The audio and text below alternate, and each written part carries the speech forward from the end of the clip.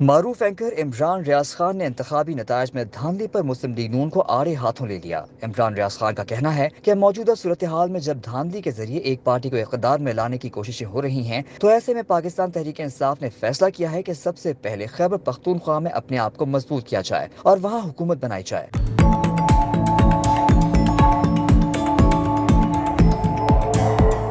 وفاق کی بات کرتے ہوئے عمران ریاض کا کہنا تھا کہ انتخابی نتائج میں ہیر پھیر کے معاملات عدالتوں میں ہیں اور اب عدالتوں پر منحصر ہے کہ پاکستان مسلم لیگ نون کی حکومت بنتی ہے یا پاکستان تحریک انصاف کی۔ عمران ریاض کا کہنا ہے کہ فیصلہ اس وقت تک نہیں ہو سکتا جب تک عدالتیں ان نشستوں کے اوپر فیصلہ نہ کر دیں جن کے بارے میں پاکستان تحریک انصاف کا کہنا ہے کہ وہاں پی ٹی آئی کے امیدوار جیتے ہیں، اور آزاد میڈیا بھی یہی بات کر رہا ہے کہ وہاں بہت دھاندلی کی گئی ہے۔ جو سیٹیں پاکستان تحریک انصاف جیت رہی تھی وہ ان سے چھینی گئی ہیں۔ خاص طور پر راولپنڈی ڈویژن میں تو بہت بڑی تباہی پھیلی گئی ہے۔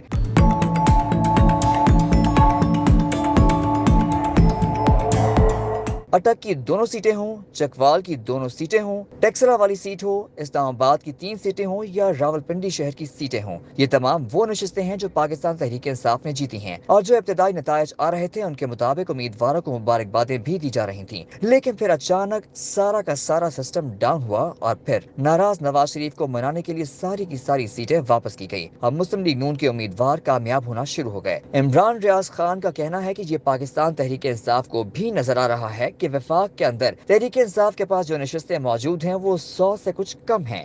دوسری جانب مسلم لیگ نون دھاندلی کر کے تقریباً 75 نشستوں کے قریب پہنچ گئی ہے۔ شہباز شریف نے تحریک انصاف کے علاوہ جیتنے والے کچھ آزاد امیدواروں سے بھی ملاقات کی ہے اور انہیں مسلم لیگ نون میں شمولیت کی دعوت دی ہے۔ اب صورتحال یہ ہے کہ اگر عدالتیں پاکستان تحریک انصاف کو انصاف دیتی ہیں تو پھر وفاق میں تحریک انصاف کی حکومت بن سکتی ہے۔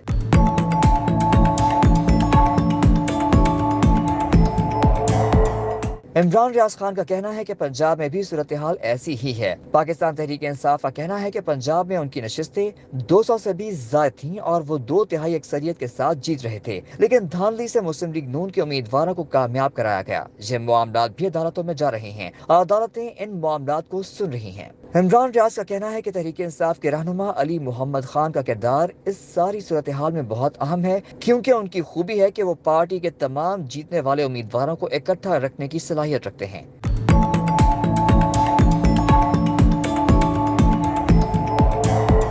عمران ریاض نے کہا کہ پاکستان تحریک انصاف کے آزاد حیثیت میں جیتنے والے تمام امیدوار کسی اور پارٹی میں شامل ہوں گے تاکہ انہیں مخصوص نشستیں مل سکیں، اور بعد میں اس پارٹی کو پاکستان تحریک انصاف میں ضم بھی کیا جا سکتا ہے۔ جن پارٹیوں میں پاکستان تحریک انصاف کے آزاد امیدوار ضم ہو سکتے ہیں ان میں ایک پارٹی مجلس وحدت المسلمین، دوسری پارٹی JUI شیرانی، جبکہ تیسری پارٹی حامد رضا صاحب کی سنی اتحاد کونسل ہے۔ ان میں سے کسی بھی پارٹی میں تحریک انصاف کے آزاد امیدوار جیت کر شامل ہو سکتے ہیں۔ عمران ریاض کا کہنا ہے کہ اب یہ دیکھنا ہے کہ صدر مملکت کس پارٹی کو حکومت بنانے کی دعوت دیتے ہیں۔ یہ ایک بڑا سوال ہے کیونکہ مسلم لیگ نون کو دھاندلی کے ذریعے سیکنڈ لارجسٹ پارٹی بنا دیا گیا ہے، حالانکہ دوسرے نمبر پر پاکستان پیپلز پارٹی کو ہونا چاہیے تھا۔